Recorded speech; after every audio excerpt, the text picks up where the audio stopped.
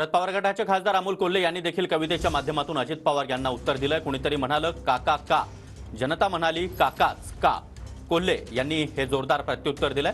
पण मला महाराष्ट्राला पक्क ठाऊक आहे काकाच का, कोल्हे यांनी हे उत्तर दिलंय। आता पापापासारखं काका का असं करावं लागेल असं अजित पवार म्हणाले होते। त्यानंतर आता अमोल कोल्हे यांनी हे उत्तर दिलंय। काका का, कुणीतरी म्हणालं काका का, जनता म्हणाली अजूनही काकाच का। कुणीतरी म्हणालं काका का, जनता म्हणाली अजूनही काकाच का। पक्ष मिळाला, चिन्ह मिळालं, सगळं मनासारखं झालं, तरी अजूनही काका का काका। बोलता धनी बोलवता धनी पुरेपूर जाणतो। जे कोण बोलत असतील, बोलवता धनी पुरेपूर जाणतो काका का, पण महाराष्ट्राला पक्क ठाऊक आहे काकाच का। कारण काका फक्त माणूस नसतो, कारण काका फक्त माणूस नसतो, काका फक्त नेता नसतो।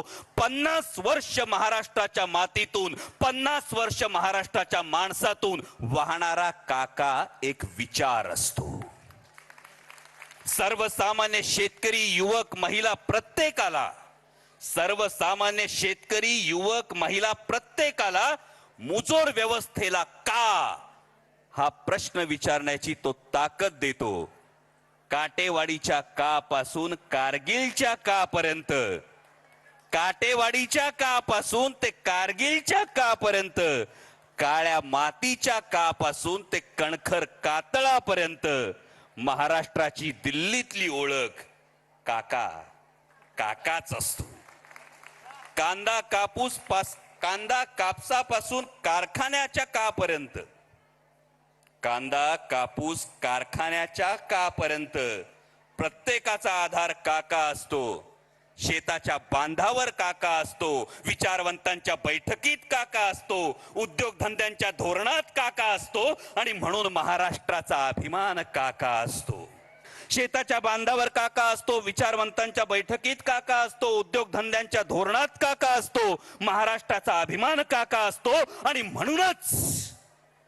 म्हणूनच दिल्लीला महाराष्ट्राला झुकवण्यासाठी काका हवा असतो, आणि महाराष्ट्राला, म्हणूनच दिल्लीला महाराष्ट्राला झुकवण्यासाठी काका हवा असतो, आणि महाराष्ट्राला स्वाभिमानानं लढण्यासाठी काकाच हवा असतो। म्हणूनच काका का, म्हणूनच काका का हा प्रश्न जरी कुणाला पडतो, तरी का काका आणि काकाच का हे स्वाभिमानी महाराष्ट्र पुरेपूर जाणतो, हे स्वाभिमानी महाराष्ट्र पुरेपूर जाणतो।